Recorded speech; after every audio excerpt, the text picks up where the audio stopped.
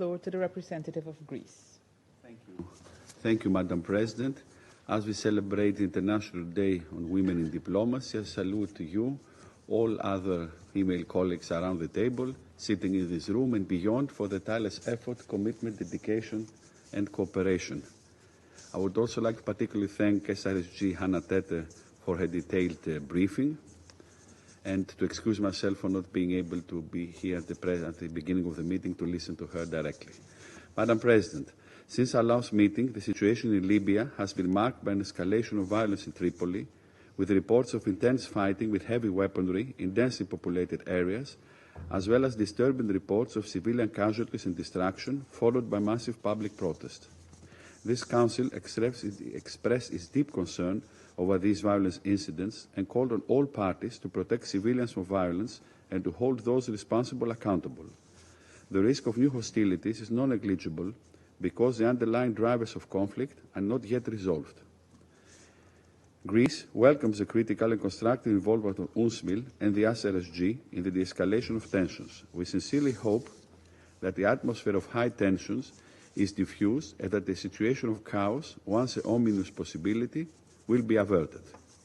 We also welcome the recent decision by the President of the Presidential Council, Mohamed Al-Menfi, to establish a temporary committee that will oversee security and military arrangements in Tripoli. We hope, as announced, that this decision will further consolidate security and stability in the capital of the country. Amidst these tensions, the UNSMIL facilitated deliberation by an advisory committee of Libyan experts, and the dissemination of its report is a significant step towards reviving an inclusive political process leading the country to elections. Free and fair elections are key to a free and democratic Libya. Madam President, in this vein, we welcome the holding of the recent meeting of the International Follow-up Commission of the Berlin process in Berlin after more than 4 years.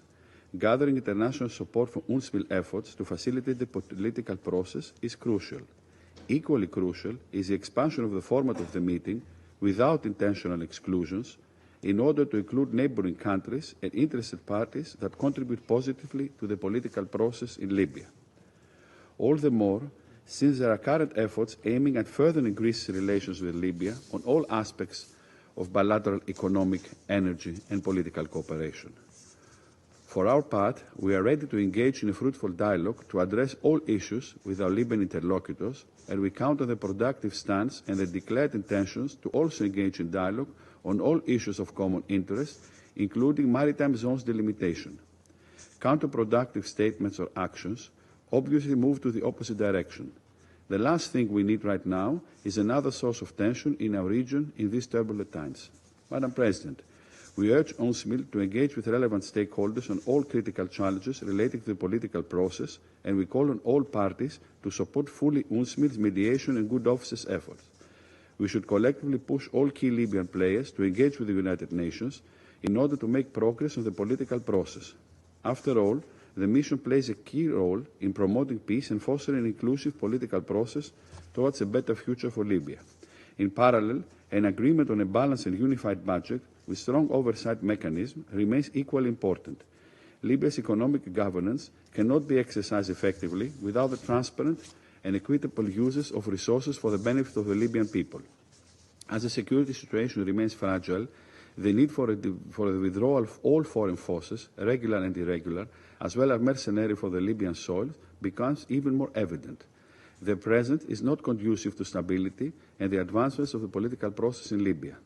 Furthermore, continuing violations of international law, including human rights law, in combination with the persistent lack of accountability, cannot be overlooked.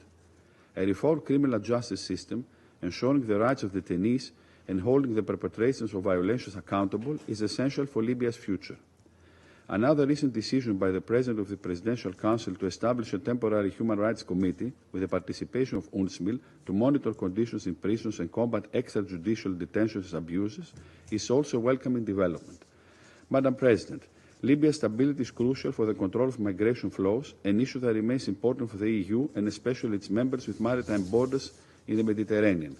In 2025, there has been a major increase in illegal flows from eastern Libya to Greece, mainly Tobruk towards Crete. We remain concerned over the ongoing violence against migrants and refugees in Libya. Their dignity and rights must be guaranteed at all times, and the trafficking networks must be dismantled.